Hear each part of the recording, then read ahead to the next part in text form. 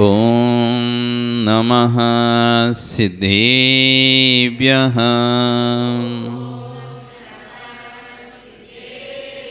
ॐ नमः सिद्धेभ्यः।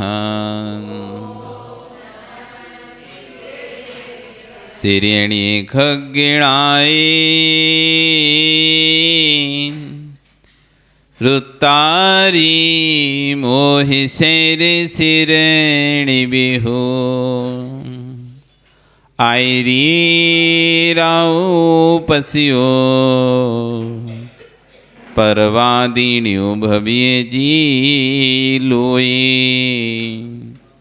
नमो अरिहंताणं नमो सिद्धाणं नमो आयरियाणं नमो वज्रायाणं नमो लोई सव्यसाहुणं। बोले अनंत अनंत से परमेष्ठी भगवान की, आदि ब्रह्म आदिनाथ भगवान की, मूल नायक श्री पार्श्वनाथ भगवान की, वर्तमान शासन महावीर भगवान की, आचार्य गुरुवर श्री 108 विशुद्ध सागर जी महाराज जी की, अहिंसा में विश्व धर्म की।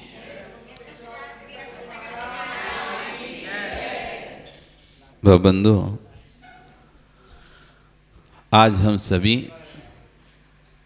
तीर्थंकर प्रभु की चरण निष्ठा में बैठकर आचार्य भगवान विशुद्ध सागर जी महाराज के 53वें अवतरण दिवस पर उनके गुणों का स्मरण कर अपने आप को धन्य करेंगे। इस पंचम काल में आचार्य ने कहा है, कलौ काले चले चित्ते धे चान्नादि कीट के। आदमी चमत्कार के लिए नमस्कार करता है। इस पंचम काल में जहां देखो वहां चमत्कार के लिए नमस्कार हो रहा है। चमत्कार दिखता है, व्यक्ति का मस्तक झुक जाता है। आचार्य कह रहे हैं, इस पंचम काल में यदि आपको चमत्कार देखना है साक्षात, भानु आया क्या? भानु, आप पूछ रहे थे ना महाराज जी चमत्कार देखे कभी? चमत्कार आज हम तुमको दिखाते हैं। आचार्य ने कहा, ये जगत के चमत्कार मत देखो, यदि पंचम काल में तुम्हें चमत्कार देखना है तो कह रहे हैं कलौ काले, इस खोटे काल में चलो चित्ते, चित्त चलायमान हो रहा है। जहां पर एक समय भी मन स्थिरता को प्राप्त नहीं होता, स्थिर नहीं रहता, ऐसे खोटे पंचम काल में चित्त चलायमान है। देहे अन्न का कीड़ा बना हुआ है, बिना भोजन करे ये शरीर चलता नहीं है। एक दिन भी यदि भोजन ना दो तो ये शरीर अपनी जवाब दे देता है, नहीं अब मैं काम नहीं करूंगा, थक गया। देह चान्नादि कीट के, जहां देह अन्न का कीड़ा बना हुआ हो, ऐसे पंचकाल में कोई चित्त चमत्कार है, चेतन चमत्कार है। जिन रूप धरा नरा, जिनेन्द्र देव के रूप को धरने वाले मनुष्य इस पंचम काल में दिखाई दे रहे हैं, यही सबसे बड़ा चमत्कार है। आज लोग आश्चर्य करते हैं, कैसे रह सकते हैं दिगंबर मुनि, ऐसे कैसे रह सकते हैं, लेकिन रहकर दिखाते हैं। ऐसे पंचम काल में एक ऐसी आत्मा का जन्म जिसने 18 दिसंबर 1931 में पिता राम नारायण माता रत्तीबाई के कोख से जन्म लिया, और जन्म लेते ही पूरे गांव में हर्ष उल्लास की लहर दौड़ गई। क्या पता कौन बालक क्या निकलेगा, किसी को पता नहीं रहता आने वाली संतान क्या होगी। आचार्य भगवान जब अपना कथानक सुनाते हैं तो बोलते हैं कि एक बार उनके पिता ने सोचा कि इतनी सारी संतान है, इस संतान को रहने देते हैं, इस संतान को रहने देते हैं। अब और नहीं, 6-7 संतान, पहले तो ऐसी होती थी ना, 6-6, 7-7, 8-8 संतान होती थी, 1-2 संतान तो होती नहीं थी। एक संतान वाले को लोग हीन देखते थे, ऐसे क्या एक संतान तुम्हारी, बस 1-2 ही संतान, ऐसे पूछते 1-2 ही बस। कम से कम 7-8 ना हो संतान तो वो परिवार वो कुटुंब लगता नहीं था। हर घरों में आप देख लो, पुराने बुजुर्गों को देख लो, सबको कितनी बहनें हैं तुम? 10 बहनें। एक भाई 11, 2 भाई 12 लोग हैं, पूरी क्रिकेट टीम है, कहीं जरूरत नहीं है। तो ऐसे ही पहले जो जब परिवार रहता था तो बहुत बहुत संतानें रहती थी। एक बार भाव आया कि रहने देते हैं, लेकिन कहते हैं पुण्यात्मा जब गर्भ में आता है, पुण्यात्मा गर्भ में आता है तो जीवों के परिणाम बदल जाते हैं। पुण्यात्मा जब गर्भ में आता है तो जीवों के परिणाम बदल जाते। एक समय ऐसा था उनके मन में कि अब आगे और कोई संतान नहीं चाहिए हमको, हो गया स्टॉप, फुल स्टॉप।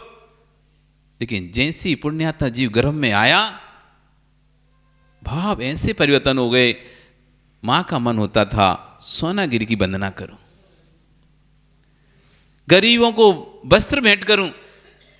पुण्यात्मा जीव जब गर्भ में आता है तो प्रशस्त परिणाम होते हैं, और पापी जीव जब गर्भ में आता है तो अप्रशस्त परिणाम होते हैं।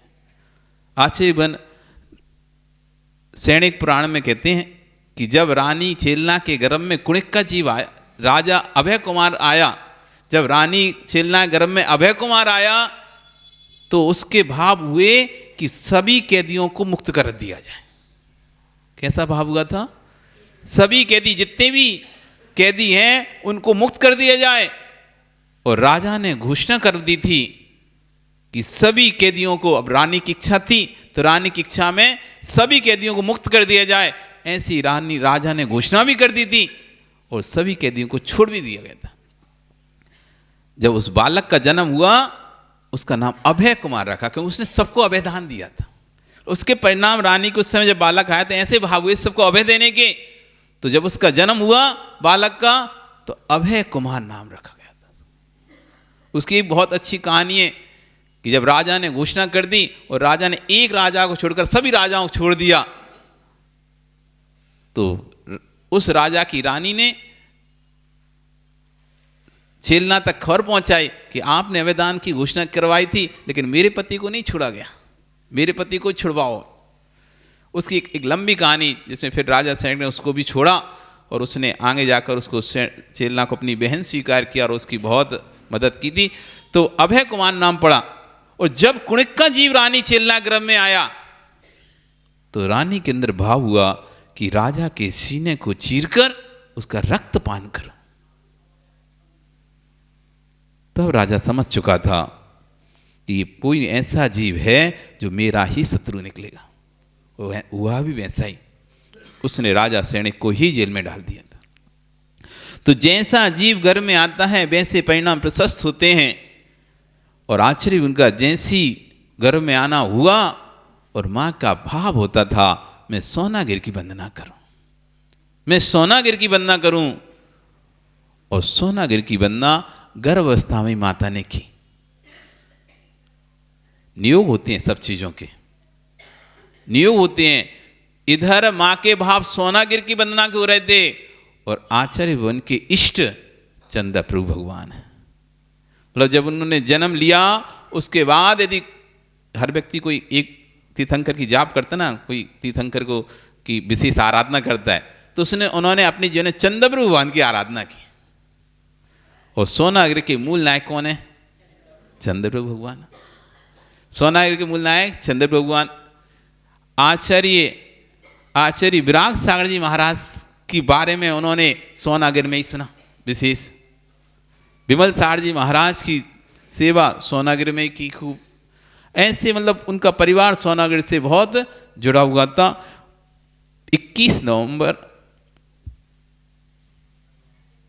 18 दिसंबर 1971 को भिंड जिले के रूर ग्राम में आचार्य उनका निवास स्थान था, पर उनका जन्म हुआ भिंड में उनके मामा के घर।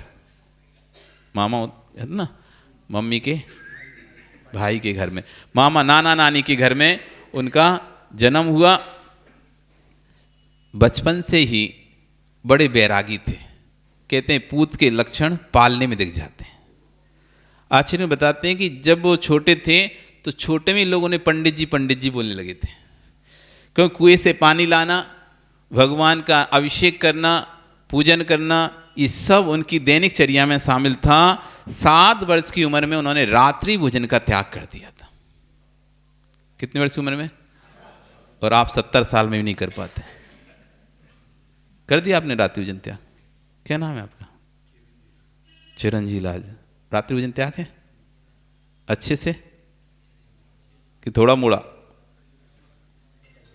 पूरा? काजू किस्में तो नहीं खाते? लौंग इलायची तो नहीं खाते? तो फिर काय का त्याग किया तुमने? हाँ, अब 70 साल की उम्र हो गई, अब पूरे छोड़ दो रात्रि भोजन। अभी तो सिर्फ अन्न छोड़ा होगा तुमने। हाँ, अभी तक अन्न नहीं छोड़ा होगा, पर आचार्य भगवान ने रात्रि भोजन, पूर्ण रूप से रात्रि भोजन, मतलब 4 प्रकार के आहार का त्याग। उस छोटी उम्र में जहां बच्चों के खाने पीने के दिन होते हैं, उस छोटी उम्र में ही 7 वर्ष में पूर्ण रूप से रात्रि, सिर्फ पानी के अलावा रात में कुछ भी नहीं खाते थे, कुछ भी नहीं। और थोड़े और बड़े हुए तो पानी भी उन्होंने फिर छोड़ दिया था। 13 वर्ष की उम्र में जब वो सम्मित शिखर की यात्रा करने गए, उस सम्मित शिखर की यात्रा की, तो उस यात्रा के उपलक्ष्य में उन्होंने नियम ले लिया कि मैं जब तक देव दर्शन नहीं करूंगा तब तक मुख में अन्न नहीं रखूंगा, पानी नहीं रखूंगा, देव दर्शन करके ही भोजन पानी ग्रहण करूंगा। 13 वर्ष की उम्र में क्या होती? 13 वर्ष की उम्र आपको लगता है इतनी छोटी उम्र में कैसे? जो जन्म से बैरागी होते हैं उनके लिए उम्र छोटी नहीं होती। जो पूर्व भव में इस बैराग को धारण किए, उनके अंदर बैराग के ऐसे बीज संस्कारित होते हैं कि थोड़ी सी जलवायु, मिट्टी मिलने पर, हवा मिलने पर अंकुरण हो जाता है। एक व्यक्ति ऐसा होता है, पन्नालाल जी कितने दिनों से बोल रहे हैं, कितने दिनों से बोल रहे हैं हम तुमको, अपना कल्याण कर लो, अपना कल्याण कर लो, अपना कल्याण कर लो, पर तो आप सुन ही नहीं रहे, सुन ही नहीं रहे, सुनकर अनसुनी कर देते हो। यदि यही वैराग पृष्ठभूमि आपकी पूर्व भव की होती, पूर्व भव की वैराग पृष्ठभूमि होती, इतना कहना पड़ता ही नहीं। एक बार में देखो तो वो नेमिनाथ भगवान, एक बार में वो आदिनाथ भगवान, एक बार में ही एक नीलांजना की मृत्यु देखी, वैराग को प्राप्त हो गए। पन्नालाल जी आपने कितनी मृत्यु देख ली? कितनी मृत्यु देख ली? भोला जी कितनी मृत्यु देख ली? तब भी अभी वैराग की पृष्ठभूमि आपकी परिपक्व नहीं है। जिनकी वैराग की पृष्ठभूमि परिपक्व होती है उनके लिए आयु कीमत नहीं रखती। जैसे ही तुरंत निमित्त मिलता है वो तुरंत त्याग कर देते हैं। हम लोग उम्र देखते हैं, अभी क्या उम्र हुई है, अभी तो और उम्र है, अभी तो और उम्र है, और उम्र है। कोई उम्र नहीं है, आयु का कोई भरोसा नहीं है कब क्षीण होगी। इसलिए अपने जीवन में नियमों को बढ़ाते जाओ। जैसे धन का संचय करते जाते हैं, धन का संचय, ये और पैसा, हाय पैसा, हाय पैसा, हाय पैसा, ऐसे नियमों का संचय करना प्रारंभ करो।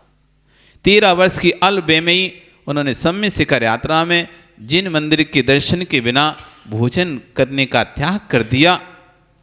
जब वह 16 वर्ष के हुए, 17 वर्ष के हुए, तो उन्होंने आचार्य भवन का दर्शन प्रथम बार भिंड शहर में किया। उन्हीं के शहर में, मतलब रूर ग्राम में रहते थे, और भिंड शहर में आचार्य भवन का चतुर्मास हुआ, सुना। तो उन्होंने पहला दर्शन, जो आचार्य भवन बताते हैं कि पैदल चलकर 15-16 किलोमीटर था, रूर से भिंड 15 किलोमीटर था, पैदल चलकर अथवा साइकिल से दर्शन करने जाते थे आचार्य श्री के। रोज स्कूल का बहाना करके या कोई काम का बहाना करके दर्शन करने जाते थे, इतनी दूर तक चलाकर। और वहां उन्होंने जब पहला दर्शन किया, उनके मन में वैराग का बीज अंकुरित हो गया कि मुझे तो अपना कल्याण करना है। और 16 नवंबर 1988 को 17 वर्ष की उम्र में उन्होंने आजीवन ब्रह्मचर्य व्रत का नाम ले लिया। कठिन लगता है हमको, लेकिन जो वैरागी होता है उसको सब सरल लगता है। जो वैरागी होता है उसको सब सरल लगता है। एक बार जीवन में दृढ़ता आ जाए आपको, बस अंदर में हो जाए कि मुझे अपना कल्याण करना है, भानु हर चीज जो तुम्हें कठिन दिखाई दे रही वो हर चीज सरल दिखाई देने लगेगी। जो जो कठिन दिखाई देता है, एक बार दृढ़ इच्छा शक्ति आ जाए कि मुझे तो अपना कल्याण करना है, बस अब सबसे कोई नाता नहीं रखना, अपना कल्याण करना है, उस दिन देखो आपको हर चीज ऐसे लगेगी। ये नियम, हाँ ठीक है, ये हाँ ठीक है, ले लो। जैसे पैसा जाता ना कार्ड में, तो शॉपिंग करने, ये खरीदने, हाँ खरीद लो, ये खरीदना है, हाँ खरीद लो। क्यों? खूब पैसा है। कोई चीज की ऐसे नहीं लगता ही नहीं खरीदेंगे। क्यों? जब पैसा भरा रहता है अकाउंट में, कार्ड हाथ में हो, अकाउंट में पैसा हो, तो जो भी दिखता है ये खरीदो, हाँ खरीद ले रहे, ये खरीद ले, हाँ खरीद लो, पेमेंट होता जाएगा होता जाएगा। ऐसे जिसके अंदर वैराग का बीज होता है उसे कोई भी नियम कठिन लगता ही नहीं है। आचार्य के साथ 1 वर्ष रहने के बाद 2 वर्ष रहे, एक ही वर्ष रहे, वो कह रहे 11 अक्टूबर 1989 में उन्होंने क्षुल्लक दीक्षा ग्रहण कर ली, क्षुल्लक बन गए। और अगले ही वर्ष 6 महीने बाद 19 जून 1991 में अलग बन गए। यहां तक तो सब ठीक था। इसके बीच में बहुत घटनाएं घटी। आचार्य उनको बार बार घर वाले पकड़ कर ले आते थे, दीक्षा नहीं लेने देंगे, और एक बार तो महीने भर के लिए बंद भी कर दिया उनको, कमरे में निकलने नहीं देते बाहर, वहीं पूजन करो वहीं खाना दे दे। घर में ही मंदिर था उनके, तो वहीं घर में ही पूजन करो, बाहर जाने नहीं देते थे, क्योंकि गया तो नियम से महाराज बन जाएगा। पर नियोग जिसका जहां होता है वो तो वहां चले ही जाता है। क्षुल्लक दीक्षा हो गई, क्षुल्लक दीक्षा के बाद अलग दीक्षा हो गई। अब अलग दीक्षा तक अच्छा चलता रहा। एक समय आया 1991 वर्ष का 11वां महीना चल रहा था। आचार्य भवन की तबीयत इतनी खराब हो गई, इतना खराब हो गया, ऐसा लग रहा था जैसे कि आज ही समाधि हो जाएगा। 104 डिग्री बुखार, सिरियांसगिरी पर्वत, जहां पर रहने की कोई व्यवस्था नहीं, एक सुनसान वीरान क्षेत्र जहां टीन के सेट लगाकर वहां रुकाया गया था, चतुर्मास किया गया था, और भीषण गर्मी जहां पड़ रही थी, ऐसी जगह पर आचार्य भवन का विरागसारी जी का चतुर्मास हुआ। और उस समय इनकी तबीयत हो गई बहुत खराब। ऐसा लग रहा था, आचार्य बताते हैं कि ऐसा लग रहा था कि आज ही चले जाएंगे। आचार्य निवेदन किया, आचार्य श्री मैं लंगोटी में नहीं जाना चाहता, आप मुझे मुनि बना दो। ऐसी स्थिति थी कि उठकर बैठ भी नहीं सकते थे, 10 मिनट भी नहीं बैठ सकते थे। ऐसी स्थिति में आचार्य विराग सागर जी ने उनकी प्रार्थना को सुना और उनकी दीक्षा कराई। दीक्षा हुई, 3 लोग पकड़ के उनकी दीक्षा कराए, मुनि दीक्षा हुई। वो कहते हैं आचार्य मुनि दीक्षा होने के बाद फिर वो बुखार कभी आया ही नहीं। ये संयम का महत्व है, संयम का प्रभाव है। आचार्य बोल रहे थे कि उस दीक्षा में ऐसा लग रहा था कि अब 1 सेकंड भी नहीं बैठ सकते, लेकिन जैसी दीक्षा पूर्ण हुई वो बुखार कहाँ गायब हुआ, और आज तक फिर वैसा बुखार कभी नहीं आया। और अपनी साधना में उन्नत होते गए, उन्नत होते गए। ऐसे महान आचार्य का आज जन्म दिवस है। ये बिरले जीव होते हैं, विदेश क्षेत्र में तो बहुत पुण्यात्मा जीव जन्म लेते रहते हैं। विदेश क्षेत्र में तो बहुत पुण्यात्मा जीव जन्म लेते हैं, जो अरिहंत बनते हैं, तीर्थंकर बनते हैं, अवधि ज्ञानी मुनिराज बनते हैं, मनपरे ज्ञानी बनते हैं, रिद्धिधारी मुनिराज, 4 रिद्धिधारी मुनिराज होते हैं। लेकिन भरत ऐरावत क्षेत्र में पंचम काल में 4था काल आता है तो बहुत पुण्यात्मा जीव पैदा होते हैं इस पंचम काल में, इस भरत ऐरावत क्षेत्र में।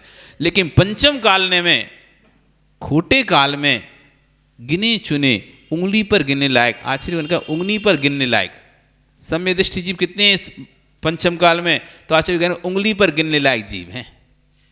इतने कम सम्य दृष्टि जीव हैं, उनमें भी विशुद्ध परिणामों से अपनी चर्या को पालन करने वाले साधु और बिल्ले हैं।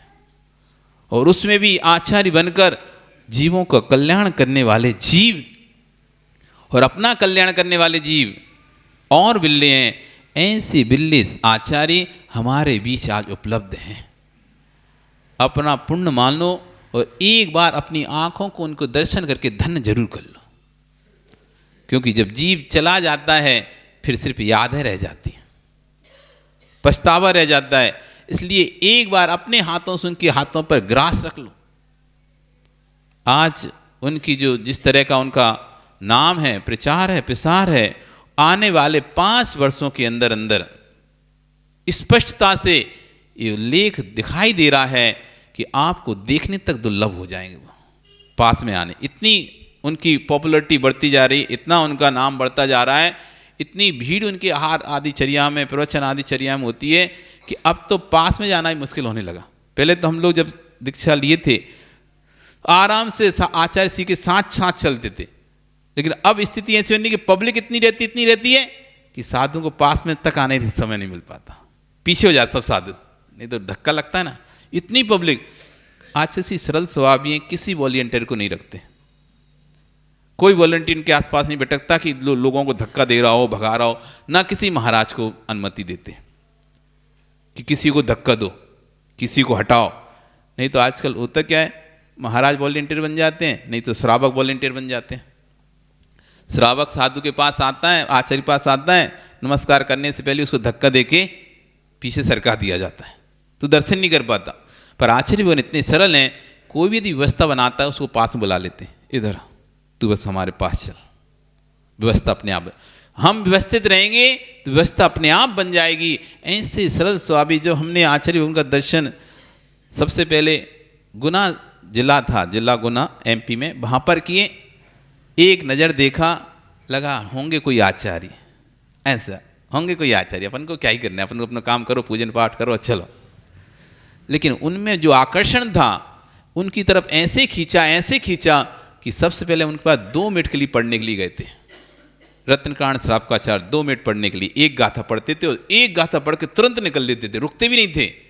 धीरे धीरे ऐसा आकर्षण बढ़ा, वो 2 मिनट 2 घंटे बदल गए, वो 2 घंटे 24 घंटे बदल गए। वहीं पर रहते थे, फिर उधर ही आचार्य जी पास रहते थे।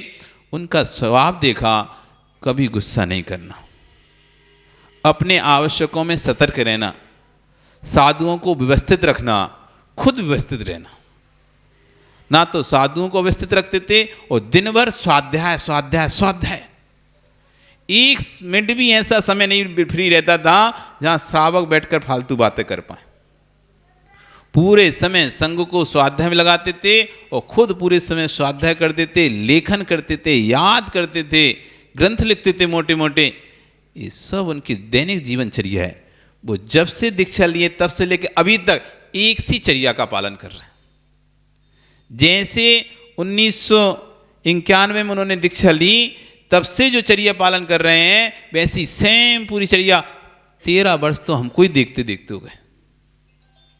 13 वर्षों से तो हम ही उनका अवलोकन कर रहे हैं कि जो समय जिस चीज का फिक्स है उस समय वो कार्य करना और अपने समय का अनुकूल पूरा कार्य करना, और पूरे संघ को एक पिता 2 भाइयों को तो नहीं रख पाता, 2 बेटों को तो नहीं संभाल पाता, अच्छे से नहीं संभाल पाता, लड़ाई झगड़ा होता है। लेकिन एक आचार्य देखो कितनी कैपेसिटी होगी, कितने माताओं के बच्चों को एक साथ रखते हैं और एक धागे में पिरोकर रखते हैं। आचार्य ने एक श्लोक लिखा है ग्रंथों में, जो कि आचार्यों के लिए बताया गया कि कैसे होना चाहिए आचार्य।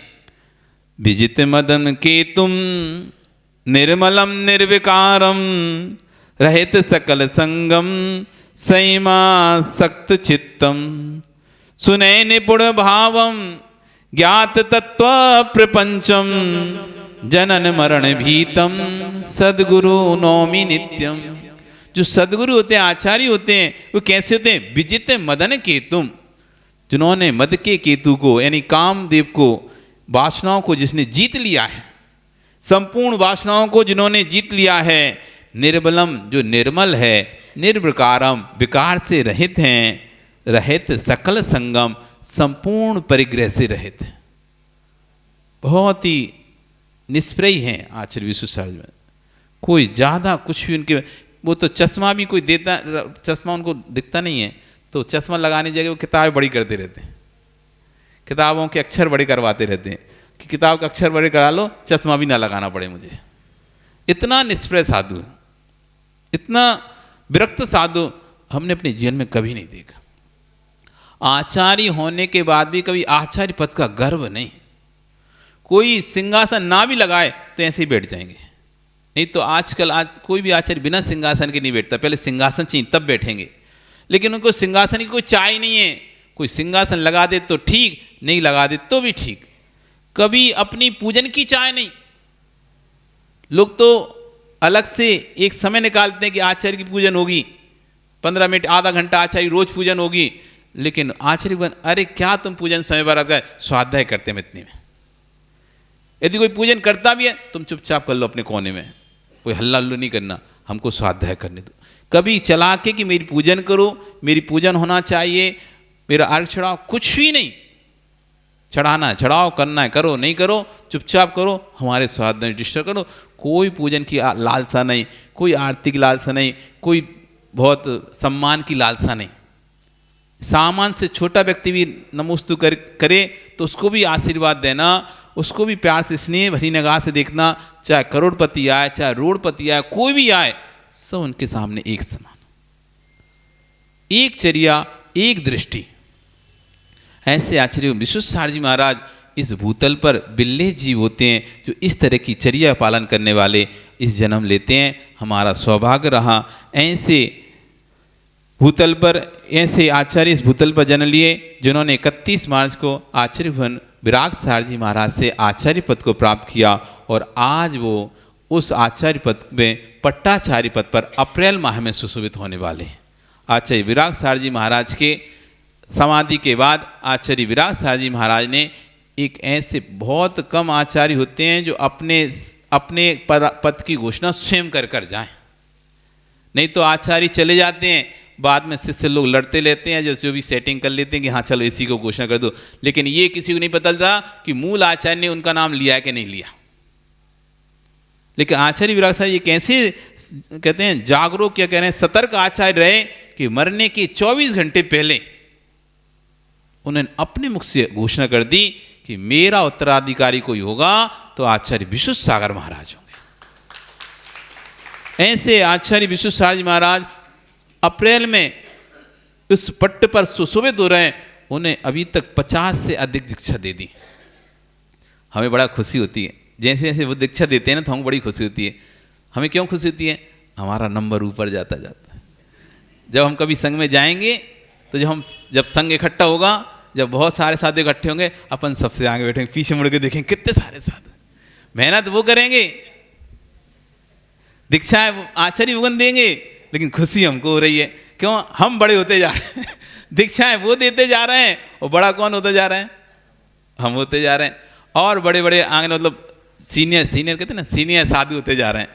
तो सीनियर साधु होते तो आचार्य जब दीक्षा देते तो हमको बोलते हैं अब तुम और बड़े हो गए, अब थोड़े और गंभीर रहना। संघ में जब रहते थे तो जब नई नई दीक्षा हुई तब तो हम खूब मस्ती करते थे, चुलबुल रहते। जब सेकंड दीक्षा हुई तो आचार्य बोलते अब तुम सीनियर हो गए, अब बिल्कुल गंभीर रहो। और दीक्षा आई फिर और कहते थे अब और सीनियर हो गए, और गंभीर रहो। और बहुत अच्छा आचार्य उनका नेचर है। कभी भी आपको कोई भी बात करनी है तो खुले दिल से उनसे बात कर सकते हैं, कुछ भी कहना उनसे कह सकते हैं, कुछ भी प्रायश्चित लेना, कुछ भी लेना। और उनकी एक सबसे बड़ी विशेषता है, वो कभी इधर की बात उधर किसी को नहीं बताते। शिष्यों की बात भी, एक शिष्य की बात दूसरे शिष्य को नहीं, दूसरे शिष्य किसी पर पता नहीं चलता। कहते हैं सूखे घड़े के समान है।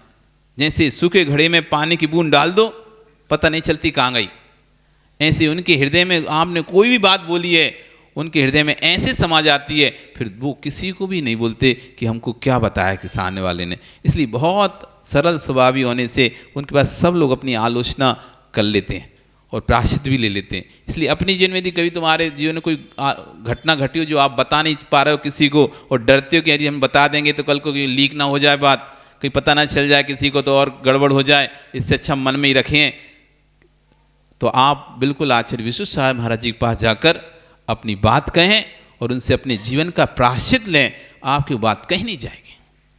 एक ऐसे आचार्य इस भारत की भूमि पर हुए हैं, उनको आज उनका जन्म दिवस है, समय हो गया है। हम यही भावना बातें हैं कि उनकी आयु लंबी रहे, निरोगी रहें, स्वस्थ रहें और इसी तरह जैन आगम की प्रभावना करते रहें, अनेक शतक दीक्षाएं दें और दीक्षा देकर इन शासन की प्रभावना करें। बोली भगवान महावीर स्वामी की। महाराज श्री ने आचार्य श्री विशुद्ध सागर जी के बारे में बताया और जो बताया उससे भी कहीं बढ़कर के उनका व्यक्तित्व है।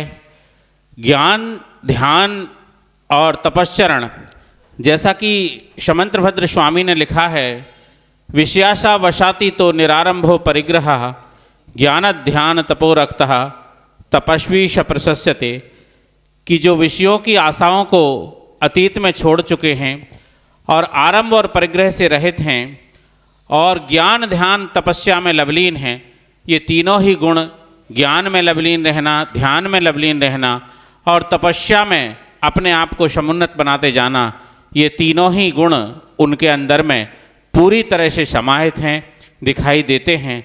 मैंने कई बार उनका दर्शन किया और साथ साथ में उनका सानिध्य भी थोड़ा मोड़ा प्राप्त किया है। बहुत उत्कृष्ट चर्या के धनी होने के कारण से हम उन्हें चर्या शिरोमणि के नाम से जानते हैं। आज ये तिनसुकिया दिगंबर जैन समाज का परम सौभाग्य रहा कि ऐसे ऋषिराज का अवतरण दिवस या जन्म दिवस यहाँ पर हमें भक्ति भावपूर्वक मनाने का अवसर प्राप्त हुआ है। उनके प्रति, उनके जन्मदिन के प्रति यही हमारी सच्ची वो होगी, सच्ची श्रद्धा होगी कि उनके कुछ न कुछ गुण हम आज लेकर के जाएं और अपने जीवन में एक त्याग की लहर अपने जीवन में भी जगाएं, तो निश्चित रूप से मुनराजों का जन्म दिवस आदि सार्थक हो जाता है। क्योंकि ऐसे हम लोग पूजन करके और विविध विविध प्रकार के कार्यक्रम करके तो उनका अवतरण दिवस मना लेते हैं। बाकी मुनिराजों की इच्छा यही होती है कि ये मात्र निमित्त है, कोई हो हल्ला करवाना या किसी तरह का आयोजन करवाना ये उनका ध्येय नहीं होता है, बल्कि ध्येय ये होता है उनका कि इस निमित्त से श्रावक गण भी कुछ वैराग्य के पथ पर आगे बढ़ें।